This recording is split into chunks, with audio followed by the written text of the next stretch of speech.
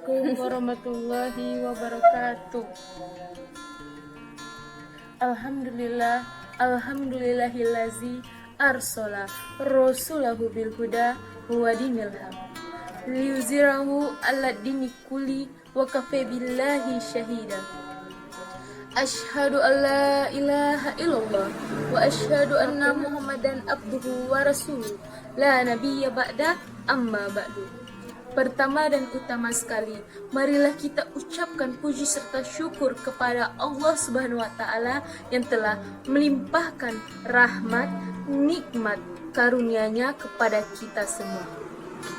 Salawat dan beriringkan salam tidak lupa pula kita panjatkan kepada pucuk pimpinan umat Islam sedunia, yakni Nabi besar kita, Nabi Muhammad sallallahu alaihi wasallam. Dengan tidak memperpanjang kata-kata mukadimah, langsung saja saya akan menyampaikan materi saya, yaitu tentang sholat adalah tiang agama. Pada kesempatan yang penuh barokah ini, saya akan menyampaikan pidato saya, yaitu tentang sholat adalah tiang agama. Dengan yang tadi sudah saya ulang, maka saya perjelas.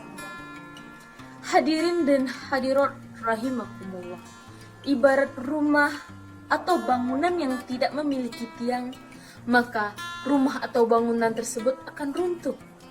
Begitu pula dengan agama, apabila seorang yang mengaku beragama Islam tetapi tidak melaksanakan sholat, maka agamanya akan runtuh. Sebagaimana Rasul bersabda, as-sholatu himaduddin wa man aqamahamadin aqomaddin wa man tarakaha faqad mahad makamaddin, yang artinya sholat adalah tiang agama. Barang siapa yang tidak sholat, berarti dia meruntuhkan agamanya sendiri. Tahukah hadirin hadirat rahimahumullah, tahukah Anda ketika Nabi Muhammad melakukan perjalanan menuju langit ketujuh bersama malaikat Jibril, atau yang bisa disebut dengan Isra Mi'raj, untuk menerima perintah sholat 5 kali dalam sehari semalam. Sebenarnya pada mulanya adalah 50 kali dalam sehari semalam. Namun karena umat Nabi Muhammad tidak mungkin melaksanakan sebanyak 50 kali, maka dijadikan 5 kali dalam sehari semalam, yaitu subuh, zuhur, asar, maghrib, dan isya. Lalu hikmah apa yang bisa kita dapatkan dari melaksanakan sholat 5 waktu? Yang pertama, sholat mendekatkan diri terhadap Allah. Yang kedua, sholat mencegah perbuatan keji dan mungkar. Yang ketiga, sholat menanamkan perilaku disiplin waktu dan pola hidup sehat. Dalam kisahnya, sahabat Nabi yaitu Umar bin Khattab, walaupun Umar ditusuk sebanyak 6 tusukan, di depan 3 dan di belakang 3, tapi Umar tetap kekeh menjalankan sholat 5 waktu. Pada saat itu Umar tengah menjadi imam di masjid di Mekah. Pada sholat subuh, tiba-tiba ada orang yang tidak dikenal menusuk Umar bin Khattab pada saat itu, dan Umar dalam keadaan luka parah. Umar berkata kepada Abdurrahman bin Auf, gantikan aku sebagai imam. Maka digantikanlah Umar bin Khattab dengan Abdurrahman bin Auf. Setelah itu, dengan keadaan cemas, Abdurrahman bin Auf menjadi imam, dan beliau membacakan ayat yang agak pendek agar bisa menolong Umar bin Khattab. Pada saat itu, walaupun dalam keadaan parah lukanya Umar bin Khattab, malahan beliau yang berkata, apakah kalian sudah siap sholat?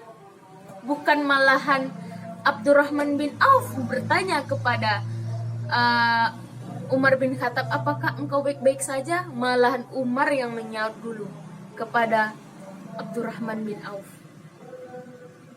Setelah itu Umar kekeh ingin sholat karena beliau tadi tidak melaksanakan sholat subuh.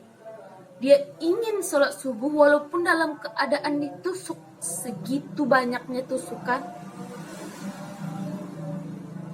Dan Abdurrahman bin Auf berkata kepada Umar, apakah kamu baik-baik saja? Apakah luka kamu parah? Kita bahasain aja bahasa Indonesia yang gaul gitu kan. Kalau misalnya luka kamu tuh parah loh, apa kamu masih bisa untuk sholat? Kata Umar, sholat itu wajib bagi umat muslim. Apalagi bagi kita laki-laki wajib melaksanakan sholat di masjid. Walaupun sedemikian parah sakit kita wajib melaksanakan sholat. Soalnya sholat itu rukun Islam yang ketiga dan wajib dilaksanakan. Begitulah dari kisah Umar bin Khattab, yang dimana menegakkan sholatnya itu dengan setegak-tegaknya. Karena beliau berprinsip, kalau misalnya beliau mati, yang pertama ditanya itu adalah sholat.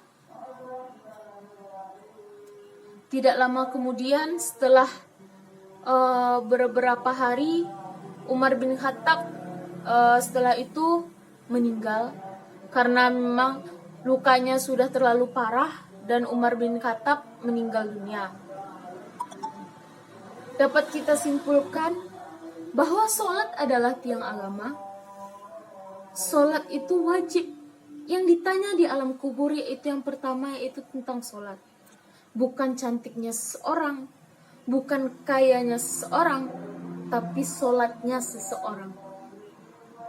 Mungkin hanya segitu yang bisa saya sampaikan. Kalau ada salah dan janggal, saya mohon maaf. Saya ada pantun sedikit. Kain songke balipe-lipe, di bawah orang katanya sike. Bukan pidato ambo dan sakete, tapi kaki kolah dan manggarete. Wabillahi taufiq wal hidayah. Wassalamualaikum warahmatullahi wabarakatuh.